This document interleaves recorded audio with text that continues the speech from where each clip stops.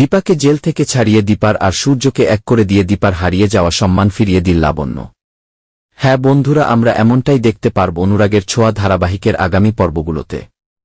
মুম্বাই শহরে হাজির হয়ে লাবণ্য দীপা গ্রেফতার হয়েছে এটা জানতে পেরে থানায় চলে যায়, এবং দীপা যখন জেলেই থাকে লাবণ্যকে দেখে চমকে যায়।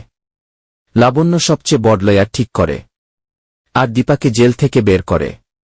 লাবণ্যকে জড়িয়ে ধরে দীপা কাঁদতে থাকে এবং দীপা লাবণ্যকে বলে, মা, সোনা এখানে আছে তার বাবার সাথে, কিন্তু সোনা তার মাকে চায় না।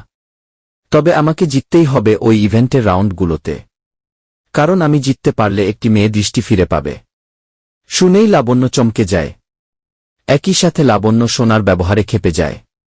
তাই লাবণ্য দীপার চোখের জল মুছে দিয়ে বলে, এবার তোমার সব হারানো সম্মান তুমি ফিরে পাবে। যা যা তুমি হারিয়েছ সব ফিরে পাবে। এবার সোনা দিদি ভাইকে জবাব দিতে হবে কেন সে তার মাকে দিনের পর দিন অপমান করে যাচ্ছে। তো বন্ধুরা, তোমরাও এটাই চাও তো যে এভাবেই লাবণ্য রুদ্রমন্ত্রী নিয়ে দীপার পাশে দাঁড়িয়ে দীপা আর সূর্যকে এক করা দেয়, দীপার হারানো সম্মান ফিরিয়ে দেয়। এই ছিল অনুরাগের ছোঁয়ার আজকের পর্ব।